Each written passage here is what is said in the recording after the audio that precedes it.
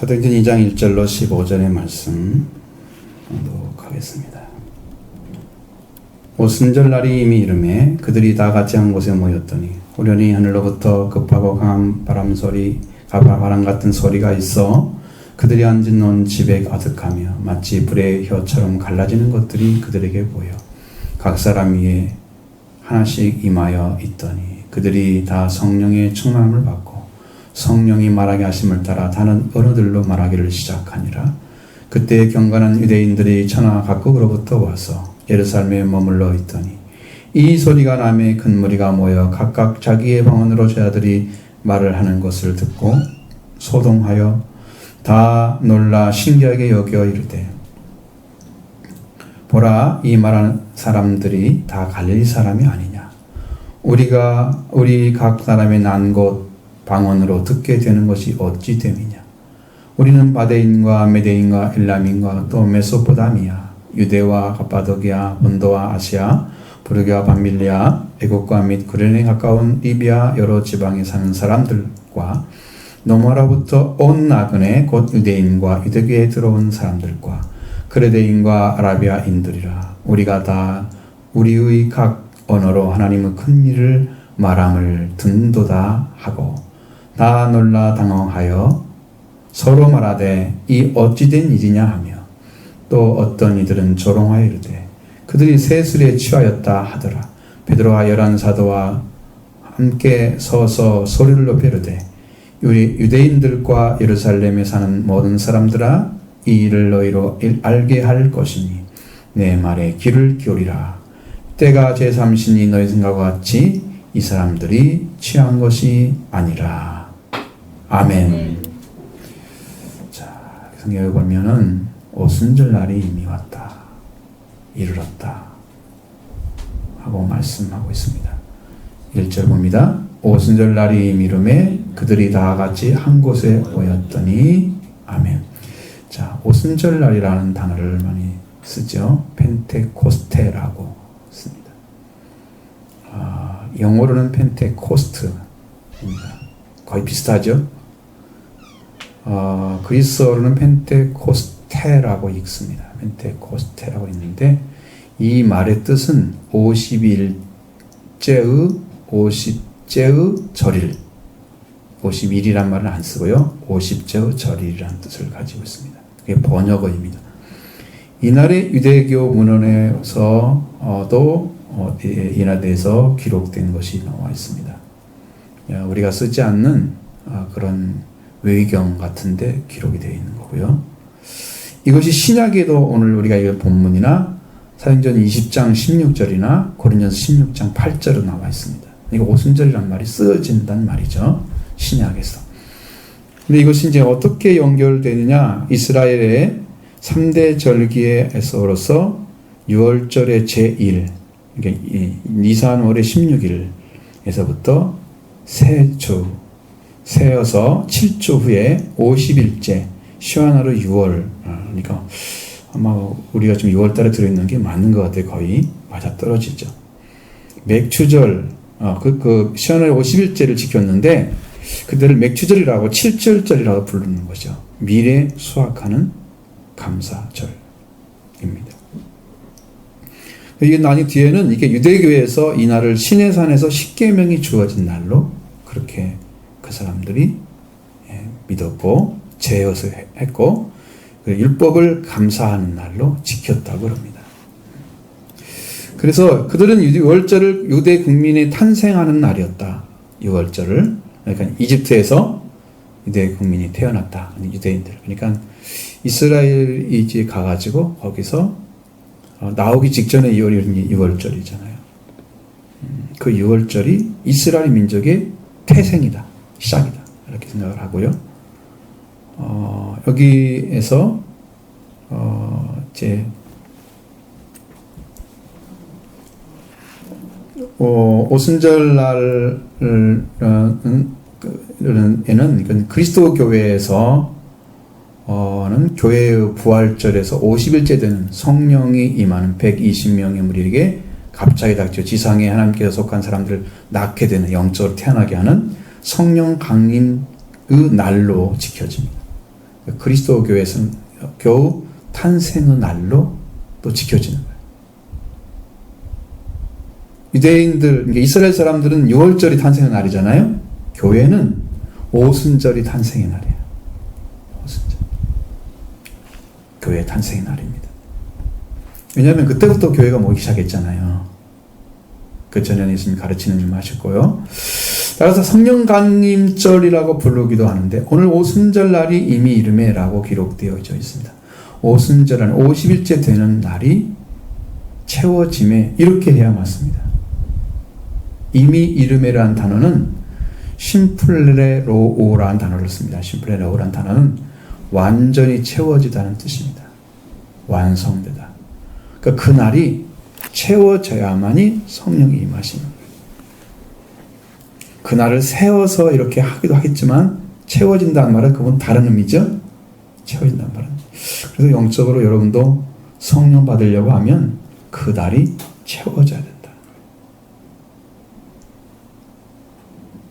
각각 다르겠죠.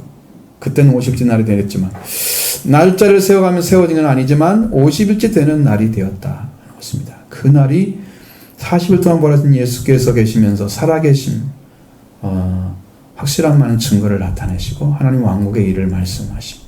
그게 한 40일이죠. 그 부활을 수대 부활로 인해서 얻어진 놀라운 복된 시간들이 사도들에게 복음과 하나님 왕국에 대한 소망이 생겨지죠. 그 소망이 이루어지기를 심령 안에서 간절히 구하는 기간이었습니다. 말씀을 계속 주시니까 나도 그렇게 됐으면 좋겠다. 그 말씀 받아들이죠. 말씀이 들어왔을 것이냐 심령 안에 깊이 꽂혔을 겁니다. 성령 세례 받아야 돼 너희들 몇 날을 못해서 그 말씀이 들어왔을 거예요. 성령 세례 받아야 된다는 거. 들려왔다는 거죠. 말씀 안에. 그 기간 동안에 40일이라는 거죠. 성장해 가는 기간이죠. 주님을 사랑하는 기간이죠. 사모하는 기간이죠. 부활 그리스도 되신 그리스도께서 주신 말씀 그대로 믿고 그 성령 세례를 받으라고 하셨을 때 예수님 말씀을 떠나서 구하는 시간, 부활된 그리스도의 만남으로 성령 세례를 받게 될 것이라는 약속을 믿고 그걸 받기까지 위해서 드려지는 시간, 그 시간들이 다 채워졌다 그 말이에요. 그런 시간들이 그냥 날짜만 간 게 아니고 그런 시간들이 다 채워진 거예요. 촘촘히. 그러니까 우리는 일단 날짜로만 생각하지만 날짜로 며칠 돼가지고 성령 내리시네 이런 것이 아니에요. 채워져야 한다는 것은 완성을 시켜야 한다는 거예요.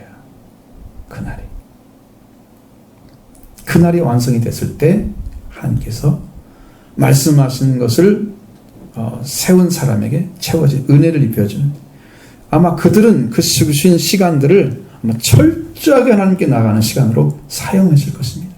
그리고 오순절날이 완전히 채워짐에 그들이 다 같이 한 곳에 모여 있더니, 저 기도하기를 계속하게 굳게 했다고 그랬죠? 그 기도하는 일을 계속 하다가 뭐가 됐어요? 오순절날이 꽉 채워졌어요. 충성스럽게 기도하다가 그날이 다 채워졌습니다. 거기에 사도들과 여자들과 마리아와 예수님의 동생들도 있었습니다. 11사도에 들어간 투표에서 들어간 봉사 사도의 직무를 항마할 수 있는 마띠아까지 참여하고 있었죠. 그것이 다 한 곳에 모여 있었는데 다락방에 모였습니다. 그들이 충성스럽게 기도하면서 계속해서 기도하기를 굳게 하니라. 그리고 그것에 모여 있었습니다.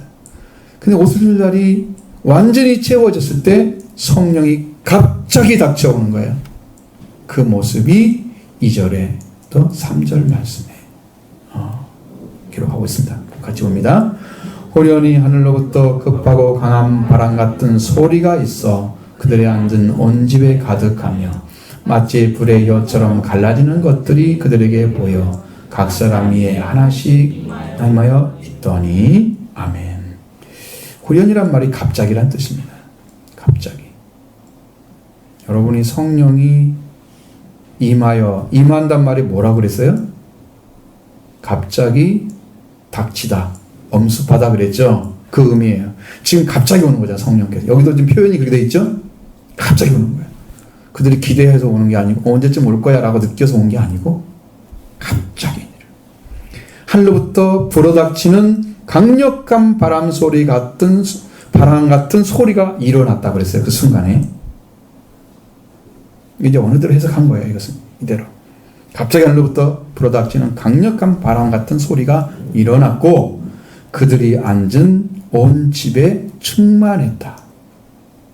그러니까 소리가 막 바람 소리가 크게 나고 있습니다. 바람 소리가 강력하게. 그냥 바람이 불어오는 산들바람이 이게 아니에요. 강력한 바람이에요.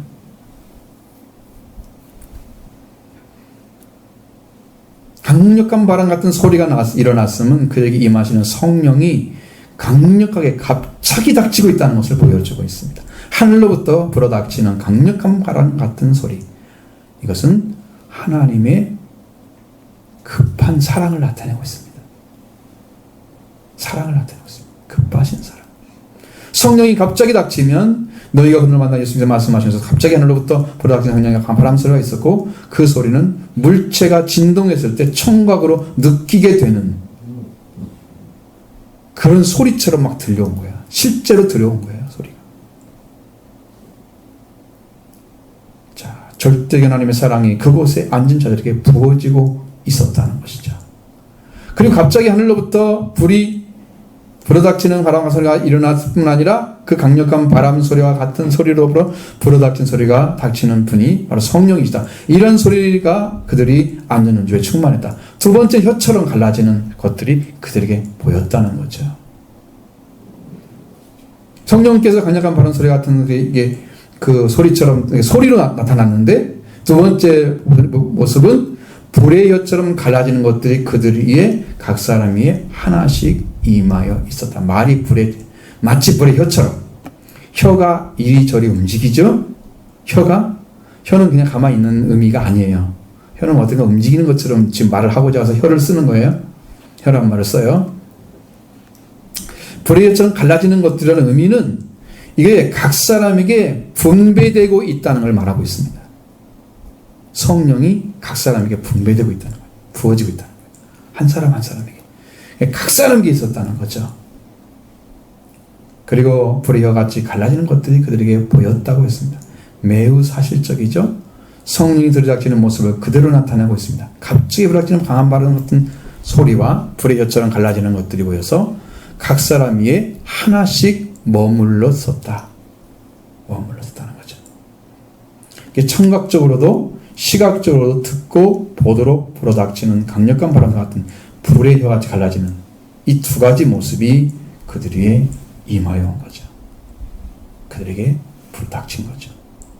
그들에게 머무르신 것입니다. 이후에 그러면 그런 모습만 보이는 게 목적이 아니고 그렇게 성령께서 임하셨을 때 어떤 일이 벌어졌을까? 4절 말씀 보겠습니다. 그들이 다 성령의 충만함을 받고 성령의 말하게 하심을 따라 다른 언어들로 말하기를 시작하니라. 아멘. 청각적으로 불어닥치는 강한 바람 소리, 시각적으로 부르는 불의 혀같이 갈라지는 것들, 사람의 몸을 이 결과가 성령의 충만함을 받았다는 거예요. 자, 이렇게 성령이 갑자기 들이닥치고 있었다는 거예요. 그들에게 그 모습을 우리에게 보여주고자 하는 것입니다. 그들이 다 성령의 충만함을 받았다. 성령이 부어졌습니다. 넘치도록 부어졌습니다. 가득 채워졌습니다. 그릇이라고 하면 가득 채워진 그릇을 말하는 거예요. 120의 사도들을 포함해서 무리들이 다 성령으로 가득 채워졌다. 채워지려면 뭐가 필요해요? 그릇이 필요하잖아요. 그 전에 뭘 했을까요? 기도했잖아요. 기도하면서 그릇을 다 씻어냈어요.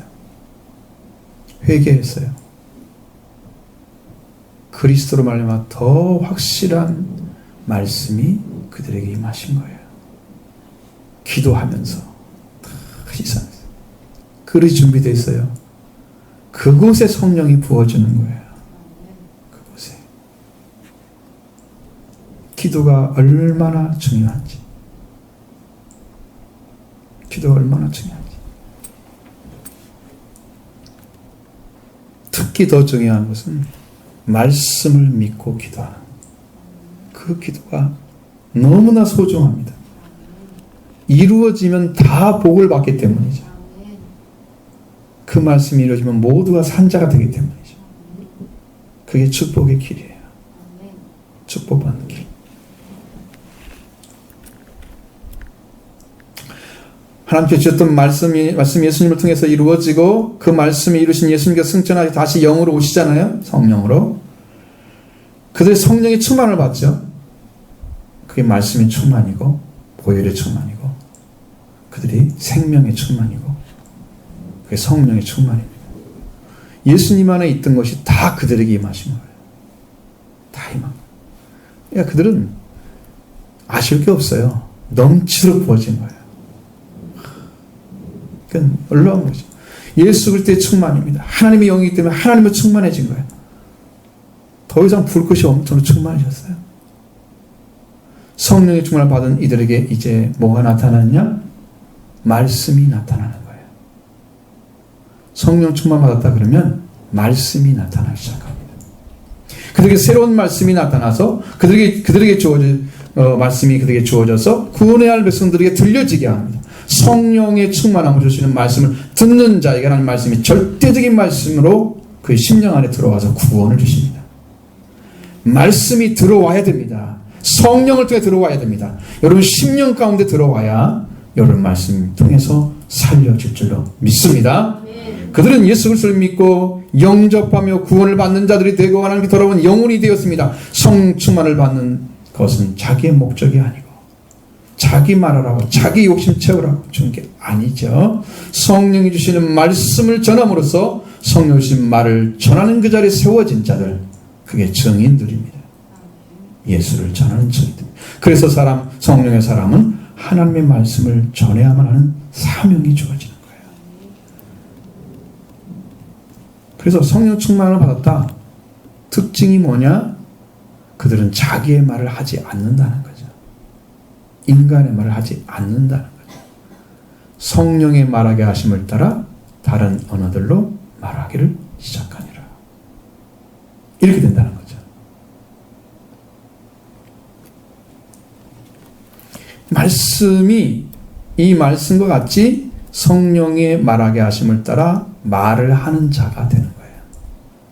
그 성령이 어떻게 말씀하신 걸 이미 와서 알려주잖아요. 그럼 나는 그 말만 하면 되는 거죠. 그 말. 자, 그래서 여기 여러분들이 오해하지 말아야 할 말씀이 있는데요. 왜냐하면 하나님이 주신 말씀을 하는 것 외에 하지 않는 거죠. 성령을 받은 이들의 특징은 사람의 말을 하지 않고 하나님 말씀을 하기 때문에 하나님 말씀을 받기를 원하는 사람은 잘 지낼 수 있어요. 편하게. 근데 그걸 원하지 않는 사람은 친하게 지내기가 힘들어요. 육신의 말 하기 싫거든요. 강요해도 안 됩니다. 그거. 성령 거슬리기 때문에. 힘들어요. 보통 사람 사는 것처럼 삶의 형태는 가지고 있을 수 있습니다. 그러나 많은 사람들이 오해를 합니다. 성령을 받으면 영적인 생활도 잘하고 육신의 생활도 잘하고 이렇게 되는 줄 알아요. 오해를 하고 있는 거예요. 성령을 이해를 못하니까. 그래서 더 아름다운 육적인 삶을 살 거다? 이건 당신 생각입니다. 성령을 받으면 그렇게 삶이 사라지지 않습니다. 성령을 받으면 육신의 삶은 서툴러집니다. 근데 영적인 삶은 더 살기를 원합니다. 마음이 계속 쓰이는 것이 그쪽으로. 사람의 삶을 더 잘 살게 된다고 생각하는 사람은 성령의 소금을 모르기 때문에 하는 말입니다. 성령의 충만을 받은 사람은 성령의 말하게 하심을 따라 다른 언어로 말을 하는 거예요. 그러니까 그들에게 주시는 말씀 외에는 다른 말을 하기 싫어한다. 할 수가 없다. 다른 언어를 말하기 시작했다고 기록하고 있습니다. 우리가 알아야 할 중요한 단어는 다른 언어들이라는 거죠.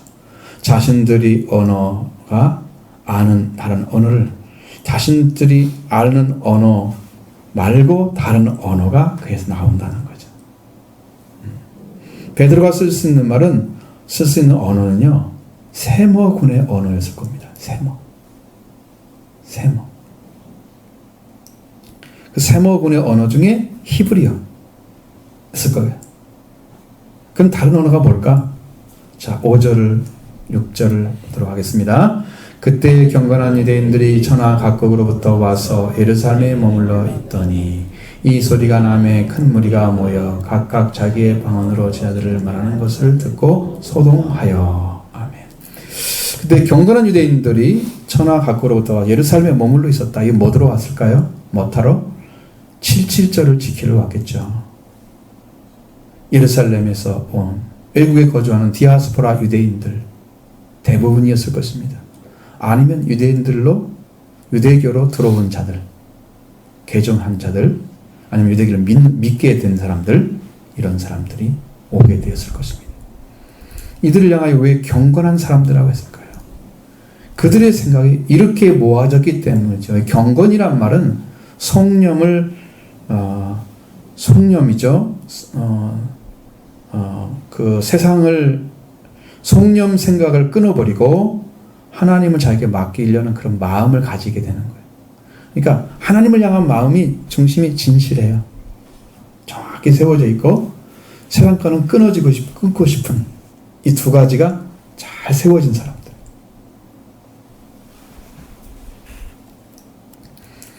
그렇기 때문에 외국에서부터 절기를 지키러 왔죠. 배를 타고 걸어서 그러겠죠. 뭐 나귀를 타고 왔겠죠. 힘든 걸음을 어떻게 했겠어요? 그렇게 먼 데서. 우리가 생각해보면 알 수 있죠. 그 정도로 정성이 있다면 그들 마음속에는 진짜 경건한 심령이 있었다는 것을 볼 수 있습니다. 그래서 성경은 이 사람들을 경건한 유대인들이라 그렇게 표현하고 있습니다. 7.7절을 지키러 온 유대인들이 틀림이 없습니다. 그런데 갑자기 이 소리를 들었다고 합니다. 무슨 소리가 들렸을까요? 바람 소리가 들렸을까요? 아니면 성령의 말하게 하심을 따라 말하는 다른 언어들이 들렸을까요? 분명히 이 소리가 나매 라고 했잖아요. 사람들에 의해서 말하고 있는 말, 성령의 말하게 하심을 따라 다른 언어들로 말하기를 시작했을 때 들리는 소리였을 것입니다. 그 소리가 들립니다. 바깥으로. 만약에 베드로 한 사람만 얘기했다면 여러분 다른 언어들이란 말 쓰지 않고 다른 언어로 말하기를 시작하는 이렇게 되겠죠. 복수를 쓸 필요가 없죠. 베드로 한 사람이 아니라는 거예요. 성령 받은 사람들의 입에서 말이 나오기 시작한 것입니다. 다른 언어들이 막 나오기 시작한 것입니다. 이것을 우리 소위 한국에서는 방언이라고 얘기를 했습니다. 다른 이런 말을 빼버리고 다른 방언으로 말하기 시작. 옛날에 성경에 이렇게 돼 있어요. 다른 방언으로. 그것도 맞는 말이에요. 그러니까 다른 방언으로 다른 지방의 언어예요. 다른 언어들이 마찬가지거든. 이건 다른 언어라고 그랬지 그냥 방언이란 말을 쓰지 않는단 말이죠. 방언으로 말하기 시작하냐. 이 말을 했다면 성경을 완전히 오류를 시켜서 해석을 잘못했기 때문에 한국 교회가 다 이렇게 망치게 된 거예요. 성령 받은 증거는 뭐다? 방언이다. 이렇게 만들어진 거예요.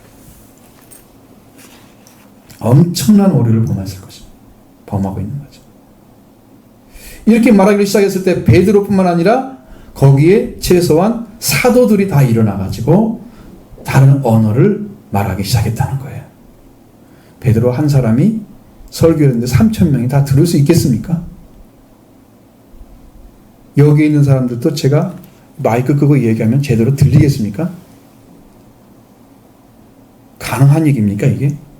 3,000명이 다 듣고 돌아와서 그들이 말씀을 알아들었어요? 혼자 얘기하는데 성령이 하셨으니까 다 들을 수 있겠다. 그렇게 말할 수 있겠죠. 그건 불가능한 얘기입니다. 제가 영적 깨닫기는 사도들이 다 일어나가지고 곳곳에 서서 다 이야기를 했을 거예요. 그 많은 사람들 다 앞에서. 베드로 이야기는 전체적인 것을 다 아울러서 하나의 설교를 한 거예요. 하나의 설교를 한 거죠. 그래서 베드로 설교만 소개하고 있습니다. 성경. 다른 언어들로. 베드로 혼자 얘기하는데 다른 언어들로 말하기 시작하니라. 이게 말이 돼요?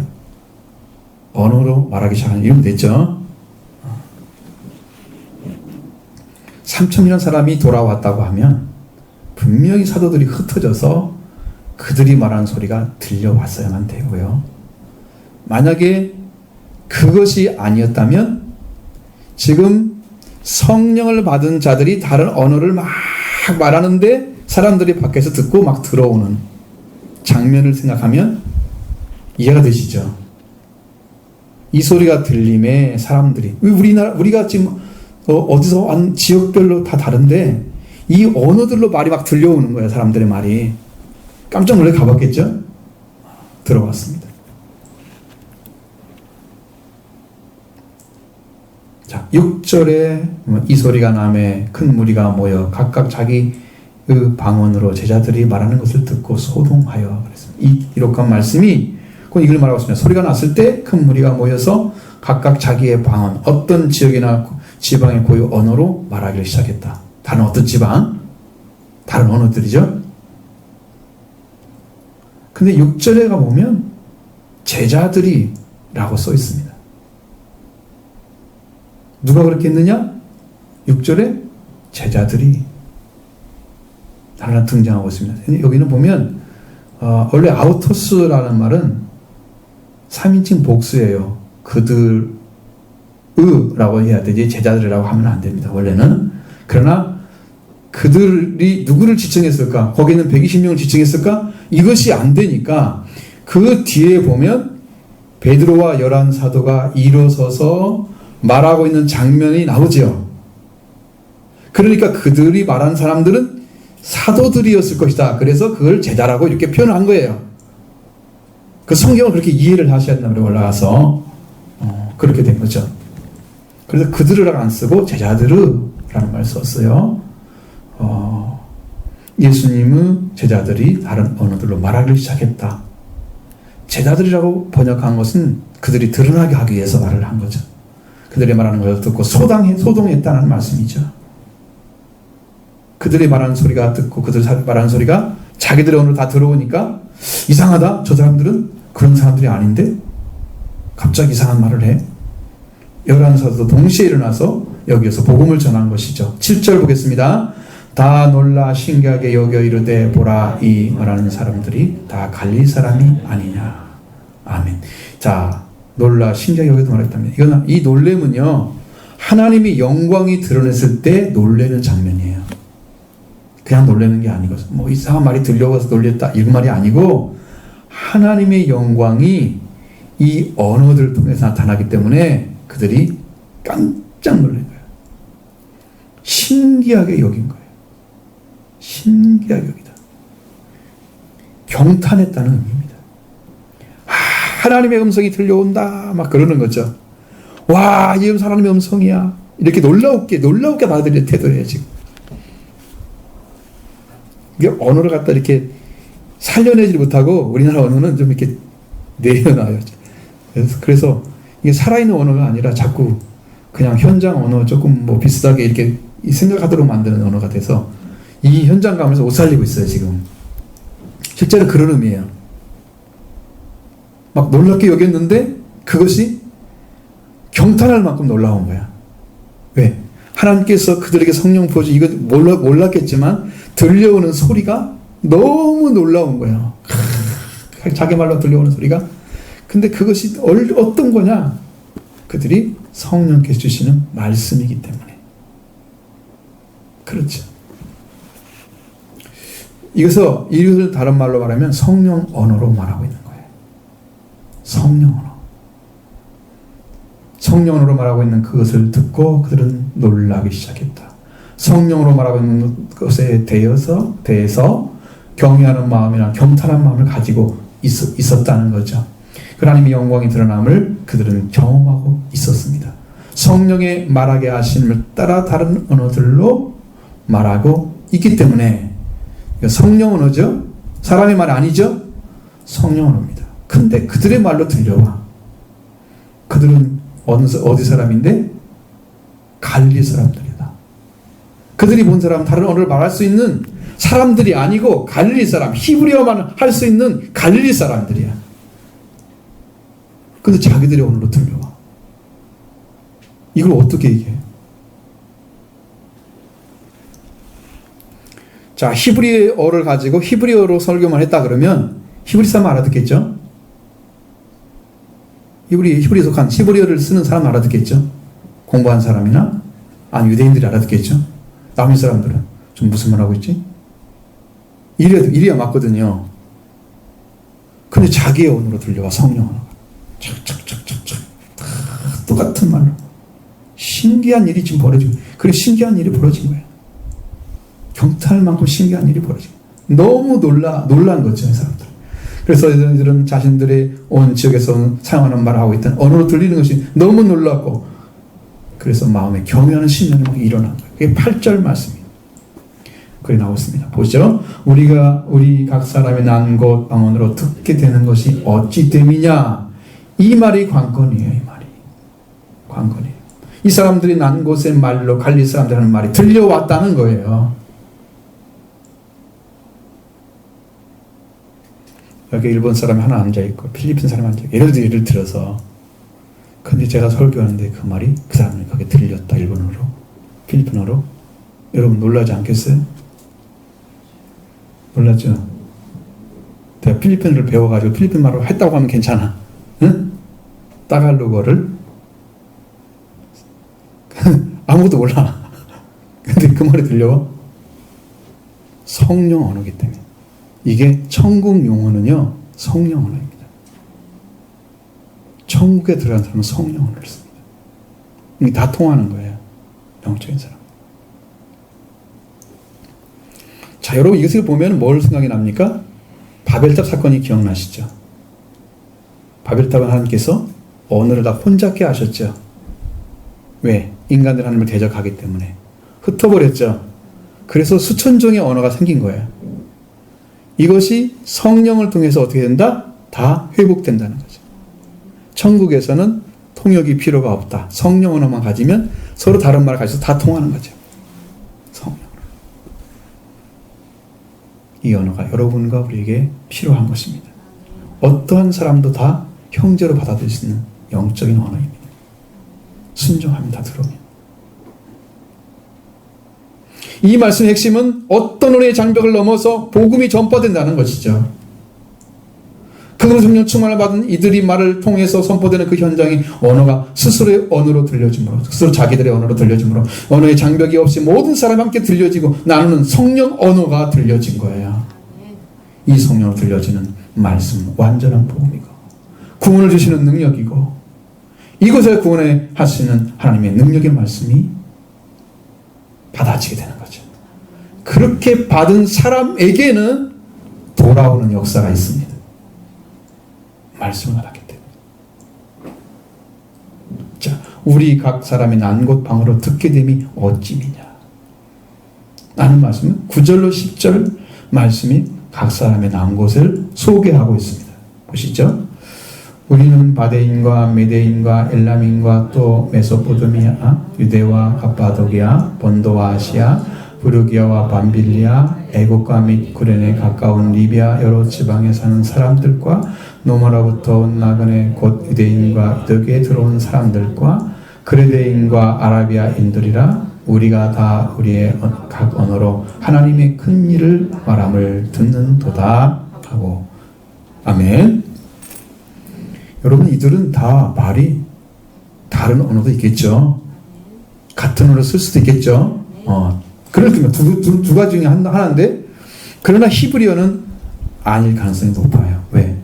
그 지방에 살다 보면 그 지방 언어를 다 읽고 히브리어는 다 까먹잖아요. 어렸을 때부터 태어났으면 그 지방 언어가 더 강하죠. 히브리어는 어쩌다 하나 부르니까 엄마 아빠 이런 거 부르겠죠. 하나님 이런 거 알겠죠.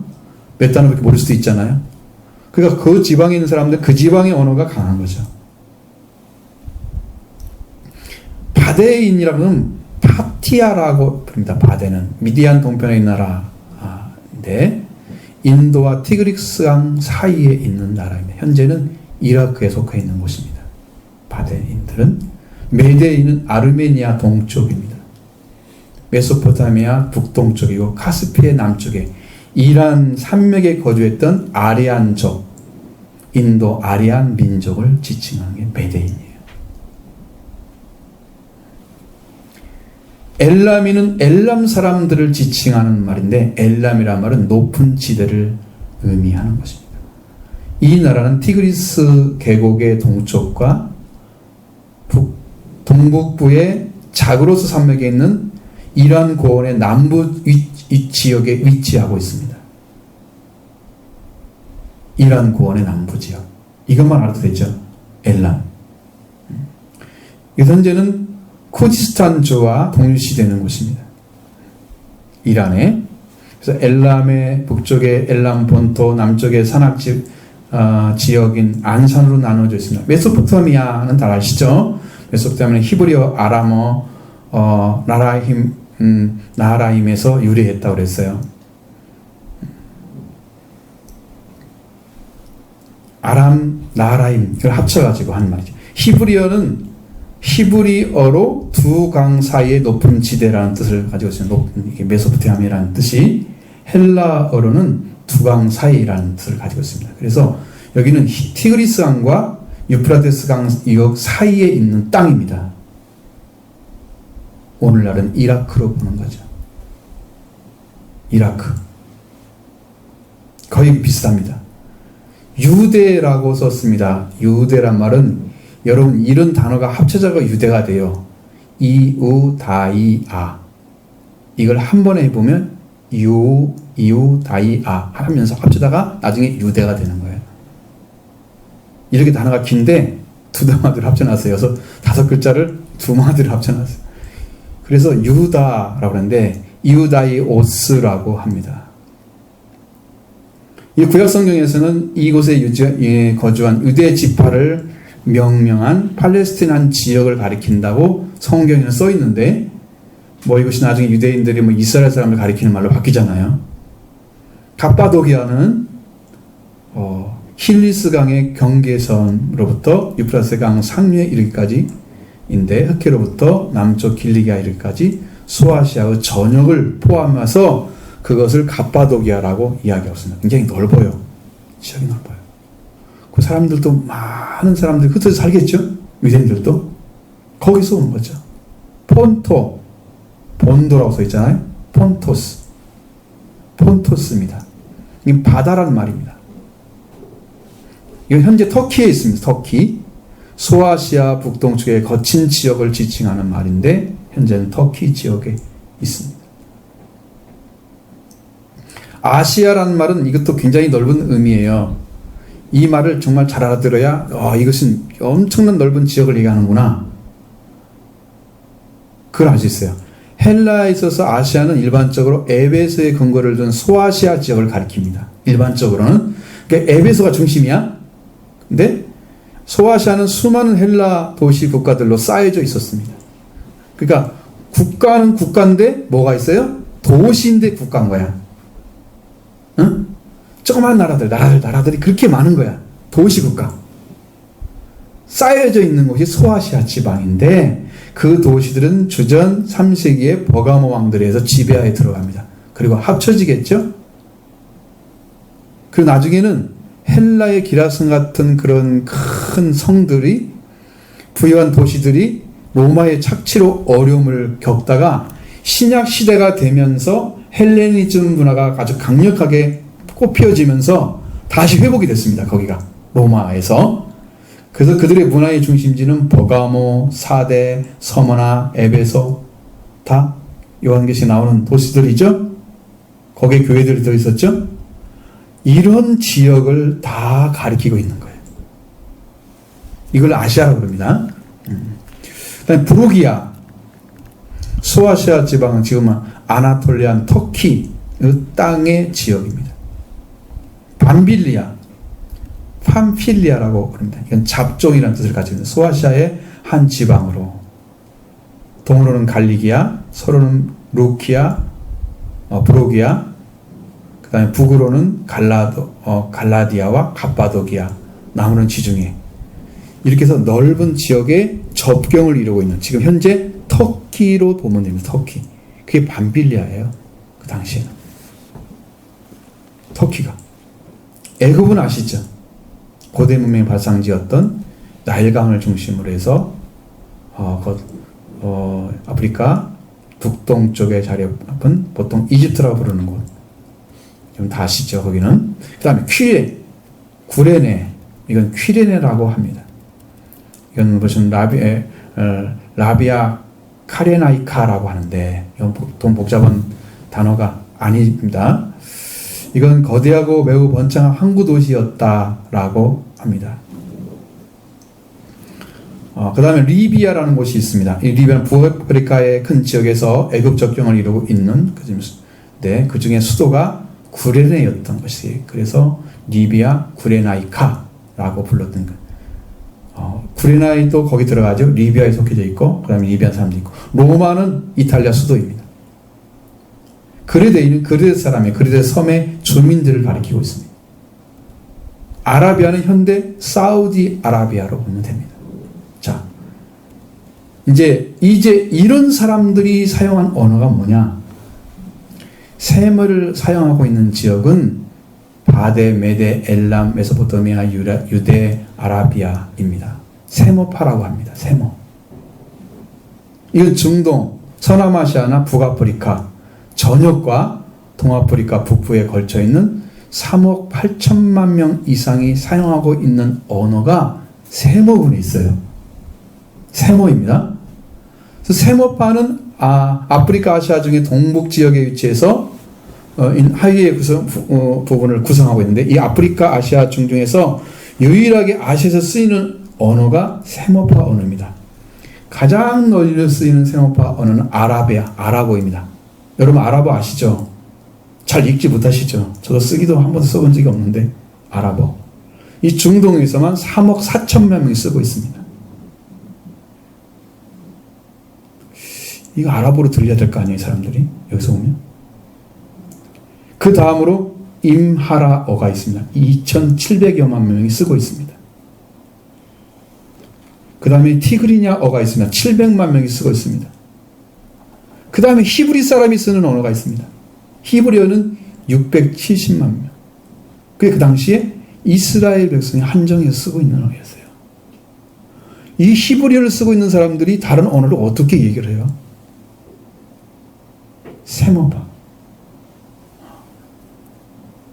그는 최초로 문자로 기록되는 언어라고 하는데, 기원전 3,000년 중에서 3,000년 전에 아카드어가 최초로 쓰인 세모파 언어예요. 사돌이 사용하는 히브리어입니다. 670만 명만 사용합니다. 그 다음에 거기에 대해서 쓸 수 있는 사람들이 또 누구냐? 언어가 헬라어 있습니다. 아시아, 애굽, 구레네, 거기는 헬라어가 다 통하는 지역입니다.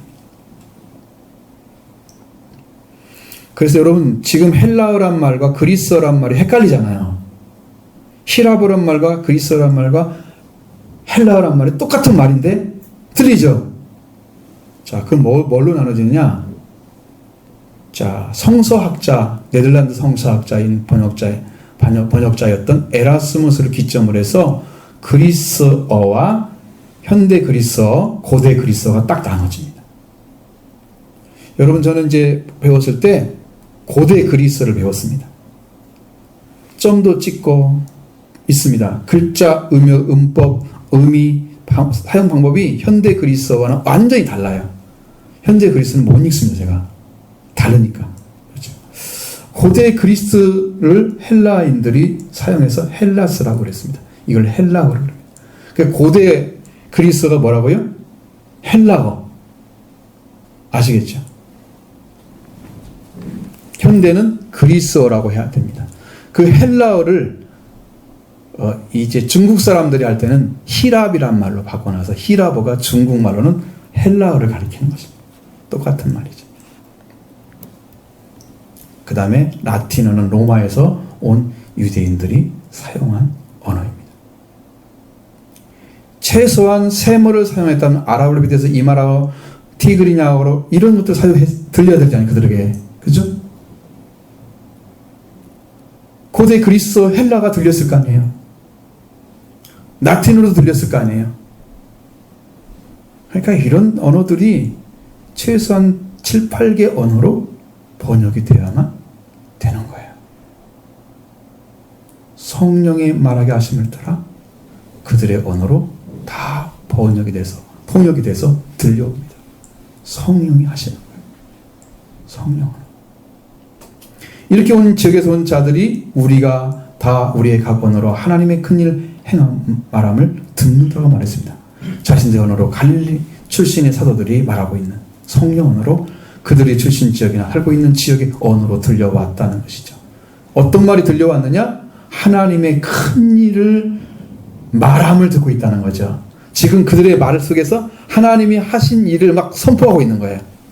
성령이 하신 말씀이 쭉 얘기하는데 하나님이 하신 일을 그들의 말을 하고 있어요. 큰 일을.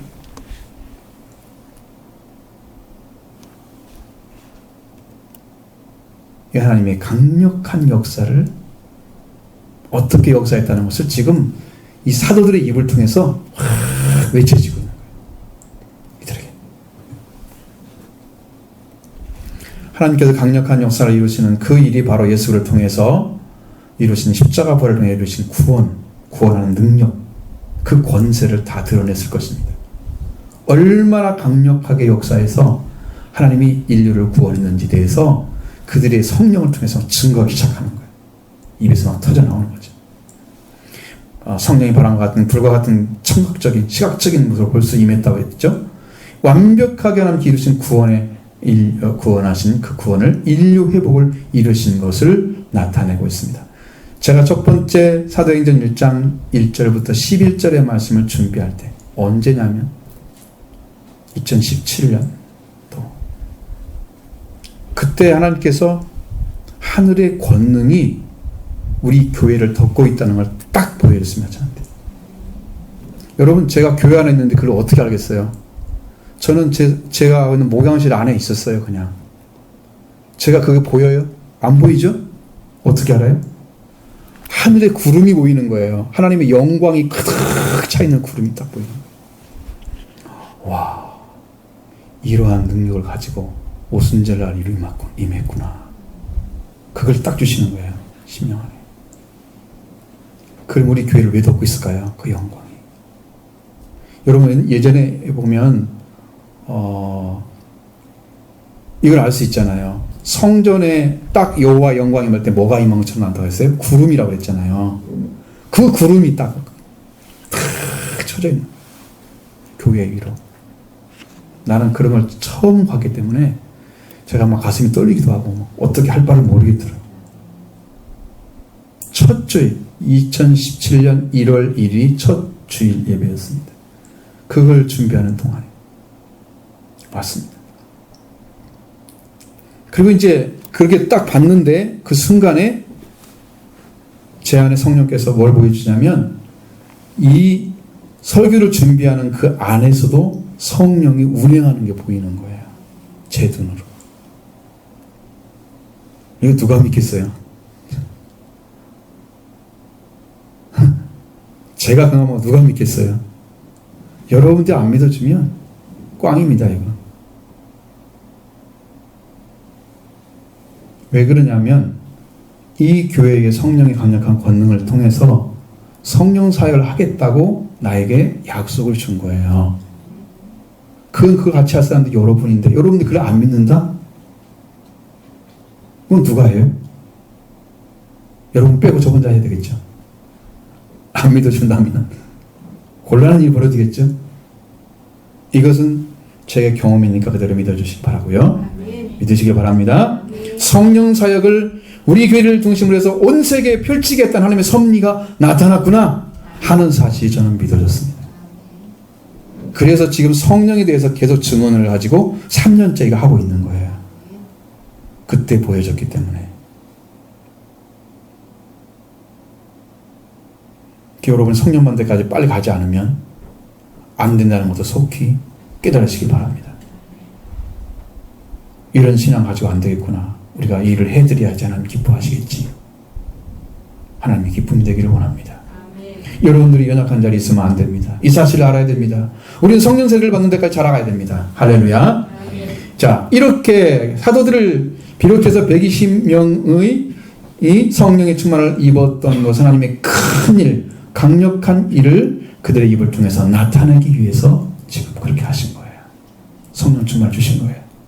자기 말하라고, 자기 자랑하라고 준 게 아니고, 자기가 성령 충만 말하니까 자기 목회하고 있어. 하나님 목회들이야. 자기 밑에 성도를 막 가지고 자기 마음대로 하고.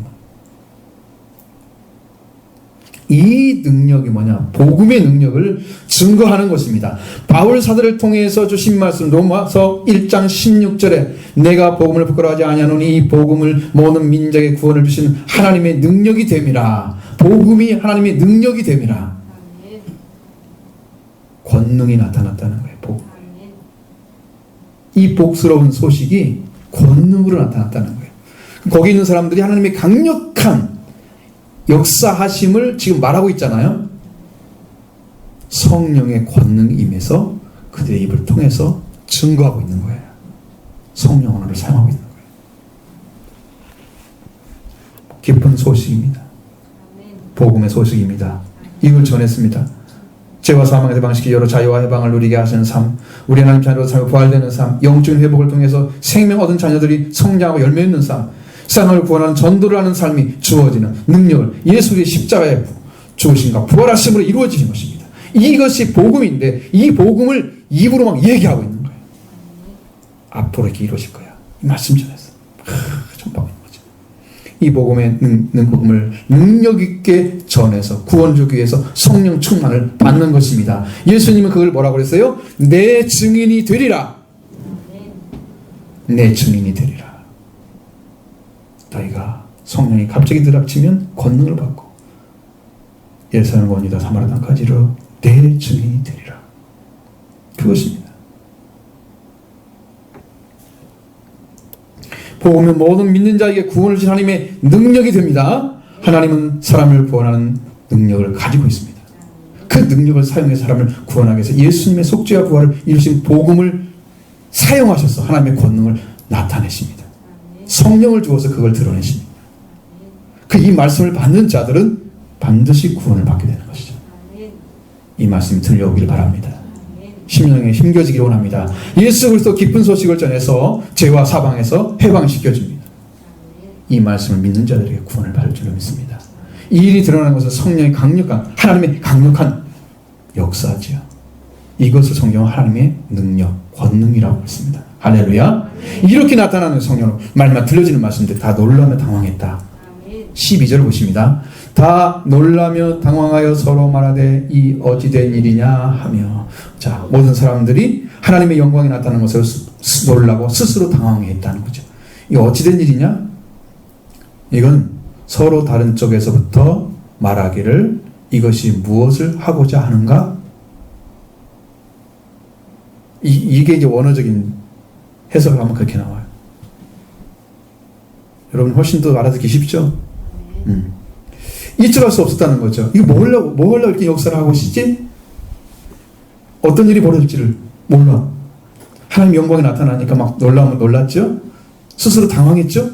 어떤 일이 벌어질지 몰라. 전혀 알 수가 없는. 당황하게 뒤죽박죽이 되죠, 머리가 아마 생각이. 그래서 이제 말하는 거예요. 어떤 일, 무엇을 하려고 그러지? 성령의 충만에 이루어지는 것은 무엇을 하고자 하는 것은 이제 베드로 설교를 통해서 말씀해 주실 것입니다. 그건 거기서 들으시면 되고, 자, 그 다음에 근데 그때 조롱하는 자들이 나타났다고 말합니다. 13절을 보겠습니다. 또 어떤 이들이 조롱하여 이르되 그들이 세술에 취하였다 하더라. 아멘. 이거 비웃는 사람들이잖아요. 조롱하는 것은. 깔보며 놀리는 사람들이죠. 비웃거나 끌며 놀리는 사람들. 그런 사람들이 조롱하는 거예요. 세술에 취했다. 그들이 세술에 취하였다. 이 세술은 발효력이 강한 새 포도주를 가리키고 있습니다. 이 술에 취하면 일반적으로 잘 익은 포도주를 마시는 것보다 훨씬 취한 상태가 강하게 나타나죠. 발효력이 강하다는 것은 흉어나 박테리아 따위에서 미생물의 작용으로 유기질이 분해되는 그 현상이 강하게 진행되고 있는 상태야. 아직 안 됐어. 여러분, 포도주가 오래되면 맛있잖아요. 오래될수록 맛있잖아요. 이건 100년 됐어. 그러면 굉장히 고급 포도주에 들어가는 가격이 엄청나죠. 보호하는 것도 힘들었겠잖아요. 엄청 힘든 상황이 있어요. 여러 가지 기후변화도 있어 그럴 텐데 그걸 100년 동안 했다. 근데 금방 만들었어. 발효가 진행되고 있어. 요거 갖다 마시면 그냥 바로 가는 거예요. 너무 강력하니까 알코올이 막 일어나니까. 그러니까 이 사람들은 지금 세술에 취했다 그러는 거예요. 하나님이 하시는 일을 이렇게 비웃고 있는 사람들이 있다 이 말이죠.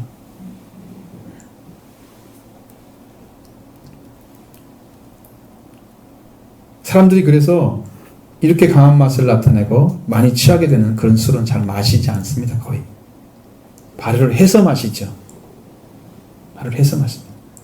일반인들도 잘 마시지 않는 거예요. 그리스도를 따르는 사람들이 세술에 취했다고 말을 하면 되겠어요? 예의상? 근데 이것을 얼마나 우습게 알았으면 세술에 취했다고 얘기합니다. 이 조롱꾼들이죠. 성령의 충만을 나타내는 일에 대해서 조롱하기 위해서 하는 말이 세술에 취했다. 이 경건하여 실제로 참여하기 위해서 예루살렘에 찾아온 자들이 아닌 자들이 지금 말하고 있는 거죠. 영적인 일에 관심이 없었던 자들이, 성령의 역사를 보지 못했던 자들이 하나님 하나님의 역사를 말하고 있는 것을 보면서 저들은 형편없는 술을 마시고 횡설수설하는 거야 라는 얘기를 하는 거죠. 놀리고 있는 것입니다. 이건 지극히 옳지 못한 말입니다. 그래서 베드로가 11사도와 함께 서서 말을 하기 시작하는 거죠. 14, 15절 보겠습니다. 베드로와 11사도와 함께 서서 소리를 높여 이르되 유대인들과 예루살렘에 사는 모든 사람들은 이 일을 너희로 알게 할 것이니 내 말에 귀를 기울이라. 때가 제3시니 너희 생각과 같이 이 사람들이 취한 것이 아니라. 아멘. 이 어떻게 될 것인가라고 생각했던 것에 대해서 어떻게 될 것이라고 사실대로 말해주는 말씀, 베드로가 11사도와 함께 서서 지금 말하기 시작하는 거죠. 유대인과 예루살렘에 사는 사람들아, 이 일을 너희 알게 했나? 내 말에 좀 귀를 기울여 봐라. 너희 말과 같이 그런 것이 아니다. 그 성령 충만함을 받은 베드로와 11사도가 밝히 말씀하고 있습니다. 때가 제3시니 너희 생각과 같이 사람들이 취한 것이 아니라. 사실적으로 유대인들은 기도 시간이 9시입니다. 9시. 기도 시간. 아침부터 술을 취하고 그것도 세술에 취했다고 하는 것에 대해서 베드로가 하는 말은, 베드로 11사도가 일어서 서서 이라 말하는 말은 때가 제3시니 오전 9시니 라는 말이죠. 이때는 술을 마시는 시간이 아니라 기도하는 시간입니다. 더 중요한 것은 왜 성령께서 기도하는 시간에 오셨을까라는 거예요. 전 여기서 충격을 받았죠. 기도를 하는 사람들은 기도하는데 어느 정도 시간을 정해놓고 자기 삶을 살잖아요. 하나님은 그 시간에 일을 하시는 거예요. 그 시간에. 기도하는 시간에 성령께서 오셨다는 거죠. 유대인들이 기도하는 시간에 성령께서 오셨다는 것을 사실을 여기서 3시란 말로 밝혀지고 있는 거예요. 우리가 기도하는 시간에 성령이 오실 것을 기대하고 믿음으로 나아간다는 거 얼마나 중요한 일인지 모릅니다. 기도하는 시간에 주시는 성령님, 기도하는 자에게 성령을 주십니다. 말씀을 믿고 회개하고 속죄와 부활을 입고 성령세를 받고 아들과 왕을 입는 자가 되는 것입니다. 이렇게 완전한 구원을 받는데 이 구원의 길을 좀 걸어가는 과정에 이들이 성령 세례 지금 왔잖아요. 성령 충만을 받는 거죠. 이걸 통해서 이제 제자했던 사람들이 사도가 되고 사도가 이제는 성령의 권능을 가지고 예수님의 증인의 삶을 살아갈 것입니다. 이것이 완성되는 장면이 이게 나오죠. 2장에 다 나와 있는 거예요. 자, 성도 여러분, 여러분들 이제 성령세를 사모하시기 바랍니다. 성령세를 받으려고 여러분이 기도하면 여러분이 그 전에 속죄 세례 다 주실 거예요. 예수 세례 주실 거예요. 회개 세례 물세례죠. 회개를 하고 내가 하나님 돌아가겠습니다. 내가 세상을 살고 세상 사람 같이 살고 세상 사람들이 즐기는 같이 즐기고 살았던 나 이제 하나님께 돌아가겠습니다. 이게 이제 물세례예요. 돌아와가지고 보니까 누구를 만나지? 예수 그리스도를 만나게 되는 거죠. 예수 그때 세례를 받는데 예수님의 세례는 속죄와 부활이 예수님의 세례입니다. 예수님이 여러분 속죄를 주실 거예요. 옛사람을 죽이게 만드는 세례를 주실 거예요. 말씀에 순종한 삶을 살게 해줄 거예요. 그렇게 하시고 이제 예수님의 세례를 받은 사람은 성령 세례를 받습니다. 이게 이제 구원의 길이에요. 일반적인 원리예요. 구원의 원리. 이 세 가지 세례가 여러분들이 와야 구원이 완성되는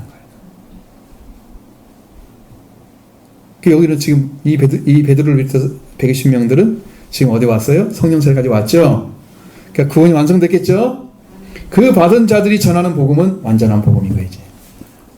그래서 그들이 이제 더 이상 성령 받는 일을 하지 않고 복음을 전하는 일을 하고 있는 거예요.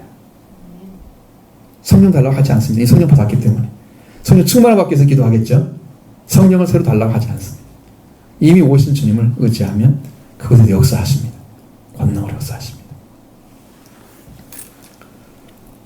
자, 그래서 성령 세례를 받기를 사모하시기 바랍니다. 반드시 받게 될 것을 믿고 바라고 기대하시며 날마다 하나님께 나아가시기 바랍니다. 그 성령 충만을 받은 사도들이 이제 그 된 일을 대해서 설교하는 16절 이하에 하신 말씀이에요. 하나님께서 어떠한 강력한 일을 하셨는지에서 말씀으로 선포해 주는 거예요. 그럼 여러분은 그런 능력을 통해서 여러분 안에 이루어질 구원을 찾게 되기를 바랍니다.